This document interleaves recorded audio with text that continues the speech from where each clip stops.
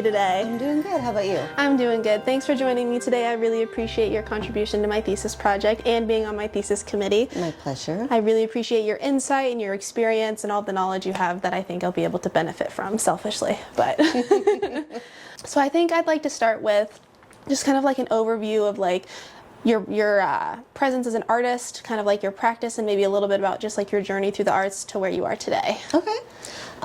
So, God, that's a big question. I know, it's so loaded. I'm old.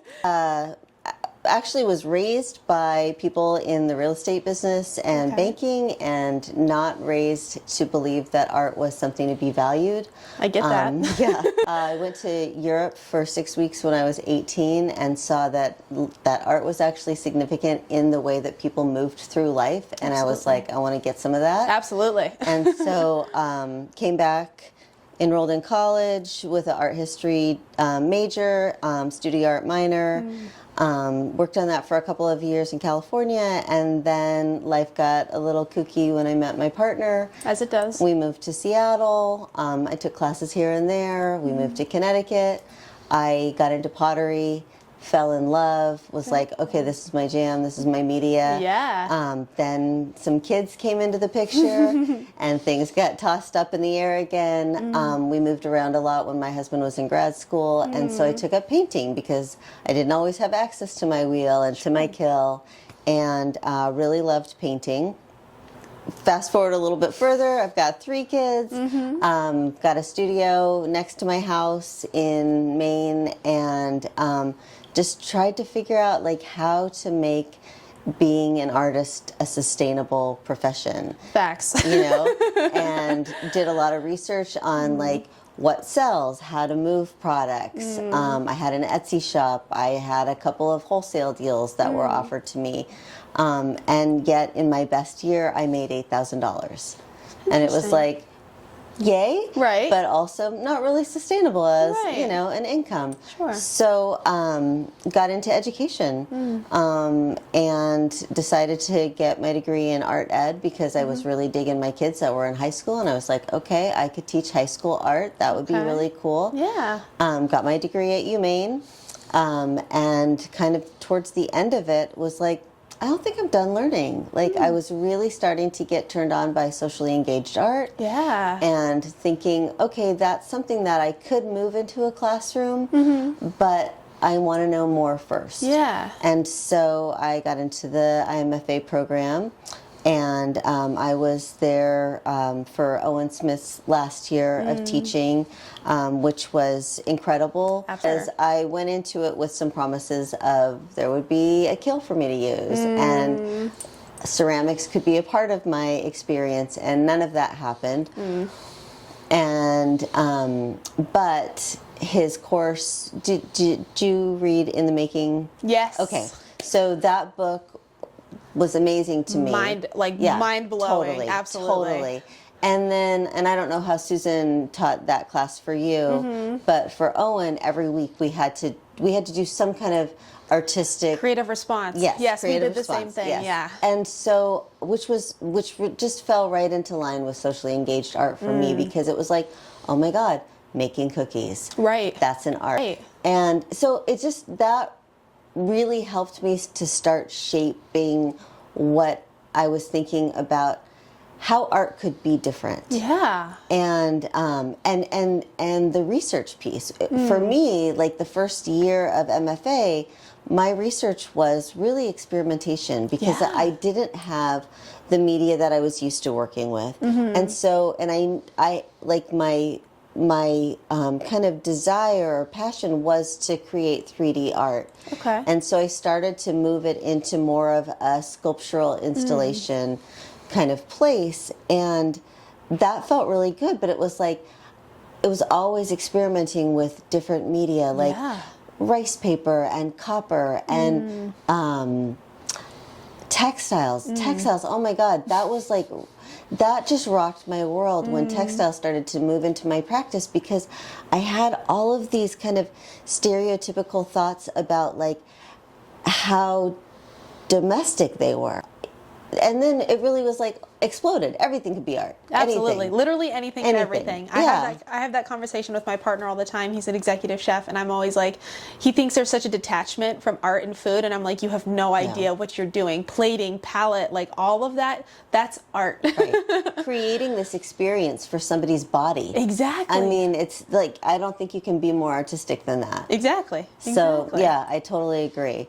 So anyway, that, what I should have said, though, is in my undergrad, I interned here at the Zillman Art Museum. At the time, it was the University of Maine Museum of Art. Well, so anyway, that happened. I graduated. I went on. But I kept in contact with these people. And, you know, we have a small staff of 7. And, you know, so I would frequent the museum. Then, okay, so first year of IMFA, pandemic happens, second semester. Awful. Everything pivots to remote. And then there was this whole other way of like trying to make art. And I was trying to make socially engaged art. Virtually? So, virtually, right. I got a call from George saying, there's a job that might be coming open. Okay. You know, I want you to be aware of it. And I was like, okay, well, I'm interested. Like, I graduate in May. And then it was like December, I got interviewed. I got hired at the end of December. I was supposed to start here the second week of January. I still had a 20-hour-a-week like GA position? Oh my God. So, and write my thesis. Yeah, so that's so much. my last semester was, writing my thesis, doing this job 20 hours a week, doing my GA, and it was insane. I can imagine. It totally prepped me for like, just be flexible. Absolutely. Just, you know, like I couldn't not take this job. Of course not. It was so perfect. So I took the job. It was actually the education coordinator. So that was what kind of got me in. And then within a few months, George was able to reclass so that I could be assistant curator and education coordinator. So that's where I am now. And it's brilliant. I mean, I get... I'm super ADHD. I'm sorry too if I'm talking too fast, but it's like I always have different stuff to do. Oh yeah. And the curation has been, for me, like that's my favorite part because my life is too busy really for a robust kind of art practice. Sure. But to be able to support artists, to be able to have their artwork in different ways within the museum is just, it's super fulfilling. That's so wonderful to hear, and I got to just now learn so much about your like that. Yeah, literally an experience. And I'm total ADHD as well. Like my mind is like constantly doing a bajillion things. Like if you opened the notes app on my phone, it would be chaos just for like art ideas, places to do things, all sorts of stuff. Just relationships. So like you said, you find them primarily online, and then just kind of see how the conversation and relationship develops out of that. Tell me a little bit about like some that have stuck out to you over the years, or some that you have revisited that were like maybe educational opportunities for you, like how you then engage with artists in the future after that experience. Let's see. There's a lot in that question, Sam. I know. I always have loaded questions. And I feel like that is this other piece of my job that is incredible because you're working with people so intimately. Absolutely. I mean, everyone's art, everything that you create is so intimate, right? Vulnerable, all part of them. Yeah, absolutely. And so I feel like you meet these artists and automatically like the curtains have to fall away because you're in their space, you're in the nitty-gritty of what they're creating and why. You want to know about their process, you want to see their process. I'd love to hear a little bit about like how you approach that. It can be a little grueling, a little daunting at times because you're representing, the artist. And so really, George and I both work very closely with the artists, with our text. And for me, I start a Google Doc right when I start working with the artists, and I just throw things in there that I'm thinking about. And then when it comes time to like sit down and write, I'm not just looking at a blank page. That's the worst. I know, it is. Wait till thesis. It's man. Got notes. When I meet with the artist, I jot down things that they say. So then I start to kind of put that together, and then I go back and forth with the artist. Sometimes it's by phone, which to me is honestly painful. I hate talking on the phone. Same. So every draft, I feel like it goes through like 10 different places before you finish it.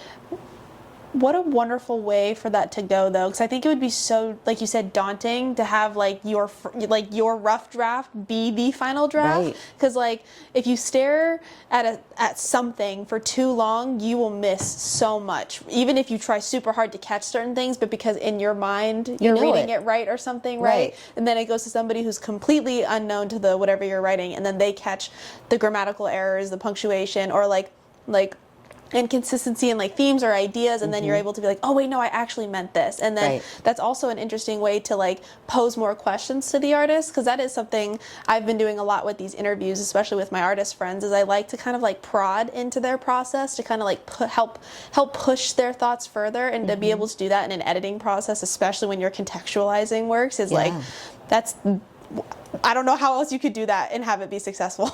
And that will inform your writing too. Exactly. You know, which is, Exactly. This is a good one.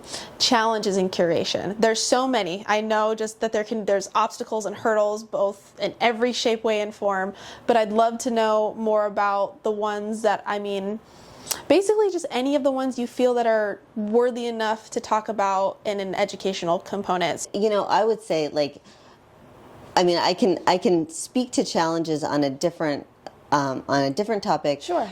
But one huge challenge that she comes up against all the time that affects all of us is the copyright permission. A super, super big challenge in my job is with collaboration. And so I do a young curators program where I work with high school students in the area, and that is incredibly challenging. You know, and getting them to get over their awkwardness and their insecurities, and then figure out things that work.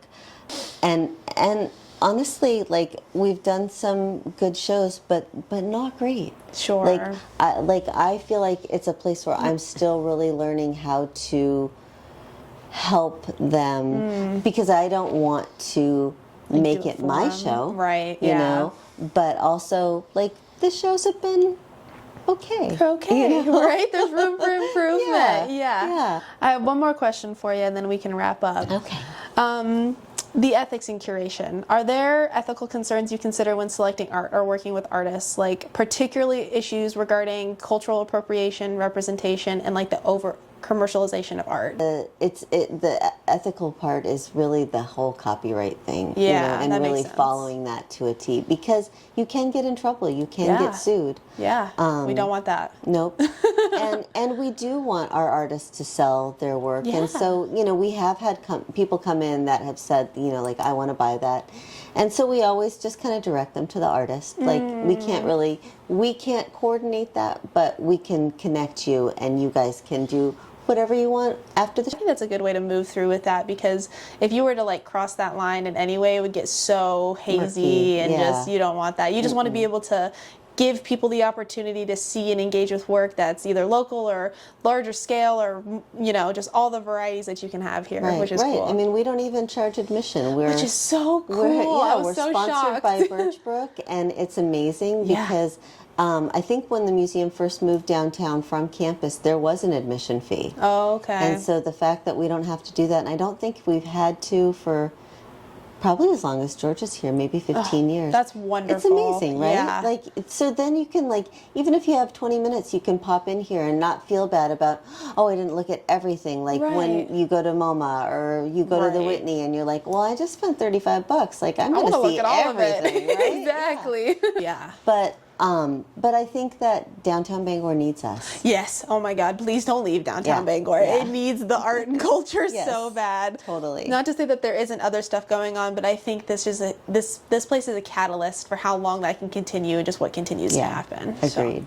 Yeah. But thank you so much for doing this today. I really appreciate it. Thanks for asking. Yeah, I love learning about the people in the art community around here, and you've been a great resource for me. So I appreciate it.